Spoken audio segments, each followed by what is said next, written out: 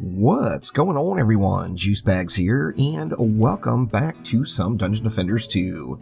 We finally got the hotfix to the big poison update, and this brings some serious heavy-duty power into the game. Today I wanted to talk about the Mystic's self-petrifying sand vipers. Oh yeah, it's a thing, and they are beast. Now, I haven't had a time to play with them much, but from what I understand, the Ballista and Harpies can be extremely effective now as well, and the Petrified combo, we already know, as we've been playing with it for the last week, is just ridiculously good. Now, Sand Vipers are going to be one of my favorite, I believe, and one of the big reasons there is, first off, they are already magic damage, so you don't have to worry about dirtying up any physical damage and putting an element on it that loses that physical benefit. However, more importantly, is it allows you to basically select the number of targets that you want to hit. So using this setup, you're going to petrify 3 targets at a time. If you have a super heavy lane, you can just double it and petrify 6, or triple it and petrify 9. Sky's the limit. You can do whatever you want to do with this. Another real beauty of this setup is mod quality is not really important. I'm going to go through that here in a minute. The big two is going to be Earth Servo and Venomous Viper. Having Earth Servo and Venomous Viper is just a ridiculous combination, and it's reminiscent of some of the power that was introduced with Shocking Revelations and the weapon manufacturer. This is just insanely strong, no doubt about it. Now, the quality of the Earth Servo and the Venomous Viper 100% do not matter. Use a 1 of 10 mod, use a 2 of 10 mod, use whatever mod you got. Earth Servo and Venomous Viper at any quality are just a vicious, vicious combination. Now, as you see my setup, I'm 0 of 5 Chaos 8, where not everyone is going to be. The next important thing, besides the Earth Servo and Venomous Viper, is going to be 2 things. Getting down to the speed cap of the defense. So if you need to use a mod and a shard combination, that's fine. Of course, with a 10 of 10 defense rate at Chaos 8, it handles it 100% with your Ascension, and you don't have to use a shard as well. In addition to that, you're really going to want Split Vipers. Split Vipers drops from a Chaos 5 shard pack, and it's going to make the Viper target 2 additional enemies at reduced defense power. Now, this shard was recently changed in the update as well. It used to make it so that the Viper would no longer ramp up damage. It now is just a flat 12% decrease in overall defense power that the Viper gets. However, it still does ramp up.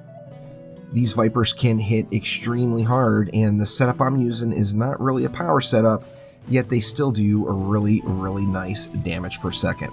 As you see, the attack rate cap is 0.5 seconds, so it's going to attack twice per second for each beam.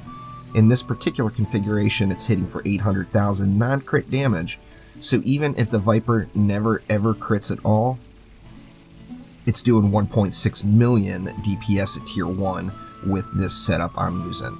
Now, as I mentioned, you want to get to that speed cap or as close to it as you can with the combination of mods or shards, or just a mod or just a shard, however you want to get there. Now, there's going to be lots of other different variations you can use. What I'm going with is Earth Servo, Defense Rate Servo in Venomous Viper, and then I'm bringing along Destruction, Deadly Strikes, and Split Vipers. I am choosing to take the Deadly Strikes instead of taking more power out of the deal, as having that additional range is so nice on the Sand Vipers themselves. A few different options you could do. Of course, if you didn't have that 10 of 10 defense rate mod, you could use any quality defense rate mod in combination with an ungilded defense rate shard will get you to the cap. You can use just a gilded defense rate shard if you have that. Lots of different options to get down to that speed cap, and you can do so very, very easily. Now, without having the Deadly Strikes shard on there, you see my attack range is 3875, so it's definitely a bit lighter on the attack. Now, although it is amazingly effective, but if you just throw Vipers down in the lane and nothing else, you're going to make for some really, really long waves. And the reason being is there's nothing else doing any damage in the lane other than the mobs hitting each other. So this particular setup, of course, is going to work best in conjunction with other damaging defenses.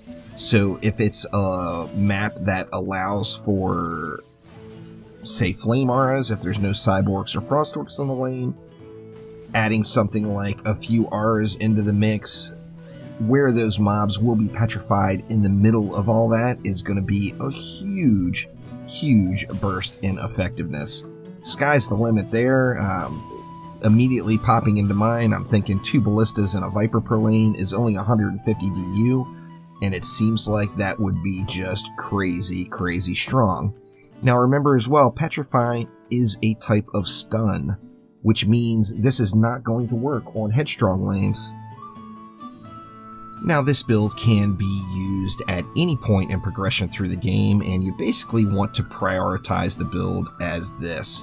Now first things first, the most important thing on the build, of course, is getting Venomous Viper and Earth Servo on the same relic. You're going to increase your chances of getting Venomous Viper to drop if you actively play the Mystic. So actively play the Mystic and you will see a Venomous Viper drop that you can throw on that relic, and of course Earth Servo is just going to be a random drop. They're pretty readily available from player markets and various sources. Now the second thing you're going to want to do is get as close to the defense speed cap as possible. So you can do this by combining shards and mods. You can get it by just using a mod or by just using a shard, depending on the quality of the items that you have. And then the third most important thing would be Split Vipers. The second you get Split Vipers from Chaos 5, you will triple the productivity of this defense, making it just a massive, massive benefit to use. Now, as I mentioned, this can be used at any point progression, and just using this combo alone in some form is going to really, really add to your builds and make your onslaught progression or progression through the different chaos tiers and expeditions much, much easier. Super strong combo, gets the big old thumbs up from me for sure, as its effectiveness is just through the roof. Now as far as Ascension goes, it's going to follow the basic builder rules of Ascension. Very first thing you would go into in the utility category would be defense crit chance. After that, you'd want to go into defense crit damage, and then lastly down into the ranged gambit. You will want to fill all of these out, so crit chance first, then crit damage, then ranged gambit. In the defense category, you'd want to go first thing into defense speed. After that, just dump everything into Sand Viper damage. The only things that really matter from your Ascension on this is, really, to be honest with you, the defense speed. The defense crit chance and crit damage, although you really want to have them on there, this build is all about the crowd control, right? So make sure to get those squared away, and it is viable to use on any single lane in Onslaught, including Spellbreaker lanes for that matter, as the enemies that are hitting each other are going to be doing physical damage. The only place where it's not going to be effective is on those headstrong lanes.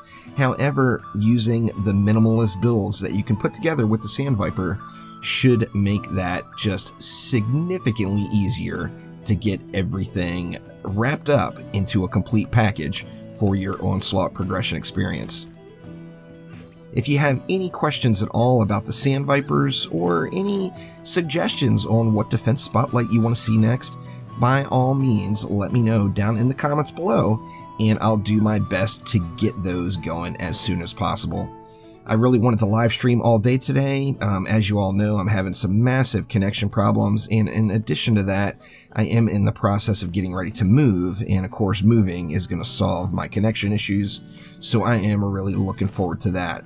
Now keep an eye out on the channel. I will be posting new news there. However, streams are going to be slowing down quite a bit for me over the course of the next several weeks until we're able to get moved. However, there will be more locally recorded and edited content coming to the channel. So we'll still have lots and lots of DD2 content coming this way, and stay tuned for more news in the future. So thank you all so much for watching. Make sure to click that like button and please subscribe to the channel, and I will be back soon with more Dungeon Defenders 2. you can count on that. I'll see you next time. Take it easy.